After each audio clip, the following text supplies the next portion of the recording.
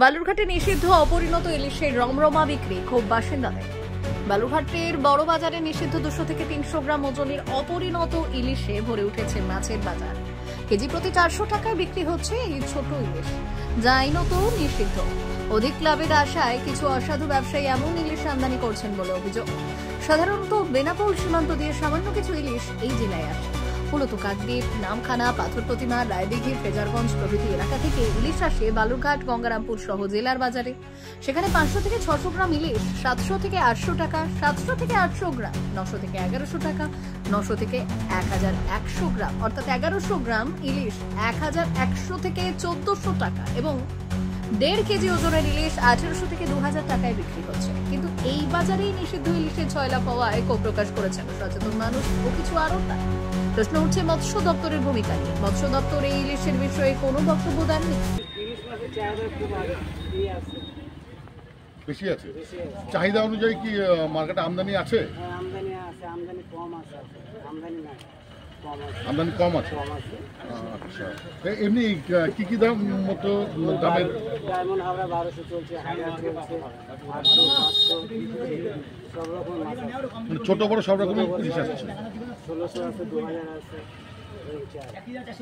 এই যে কিছু কিছু ক্ষেত্রে বলা হয়েছে যে ইলিশের সাথে ইলিশের মতো দেখতে অন্য মাছ আসছে, টেস্ট কম। ইলিশই আসছে, টেস্ট কি একই? ছোট বড় টেস্ট? ছোট টেস্ট আলাদা, বড় টেস্ট আলাদা। মানুষ আসছে, চাইছে। মানুষ চাইছে। কি নাম আপনার? খোকন হালদার।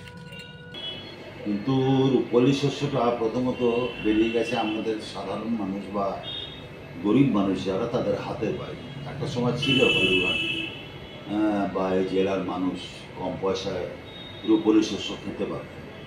এখন বাংলাদেশ বলে যেটা আসছে সেটা অন্য জায়গায় গিয়ে প্যাক হচ্ছে। ওটা গোলাঘাট, ফারাক্কা, মায়ানমার এদিককার ইলিশ। তা আমাদের ওই শেষ বেলায় যদি পাতে একটা মায়ানমারও পরে, তাহলে ওটাই ভাববো বাংলাদেশের ইলিশ। তো বাড়াবাড়ি দেখছি 2400 টন ধরা পড়ছে, 2800 টন ধরা পড়ছে, এদিকে আসছে না। আর একটা মূল কারণ কি জানেন তো? এর একটা মূল কারণই হচ্ছে এই ব্যবসা। যাদের প্রচুর পয়সা আছে তারা ইলিশ কিনে রাখছেন, এর কোনো সরকারের নিষেধাজ্ঞা নাই। আপনি যান এই জেলেপাড়া, আপনি বড় বড় ওই হোটেলগুলোতে যান, তারা ফ্রিজিডিয়ারে ভর্তি করে করে রাখছে ইলিশ। কাজেই সেটা আমাদের কেনার বাইরে হয়ে যাচ্ছে।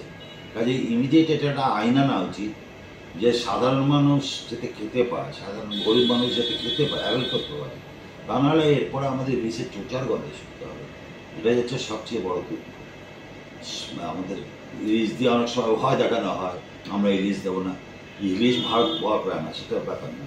কিন্তু এই পাশের রাজ্য থেকে আমি ইলিশ পাবো না, আমার দেশের গঙ্গার ইলিশ তো দূরাস্ত, আমার ফারাক্কার ইলিশ পাবো না, অন্যান্য ইলিশ পাবো না, কোলাঘাট, মায়ানমার এইসব নিয়ে আমাদের থাকতে হয়। আমি চাইবো একটা এমন আইন আনুক যাতে এই হোটেল এবং ব্যবসায়ীরা একটা মিনিমাম মাছ রাখতে পারে। গোটা মাছটাই কিনে নিয়ে পুঁজি আছে বলে তারা এই ব্যবসা করছে, মনোপলি ব্যবসা। এটা বন্ধ। Thank you. আপনার নাম? জিষ্ণু নিয়মিত। বিশেষ প্রতিবেদন, উত্তর বাংলার সংবাদ।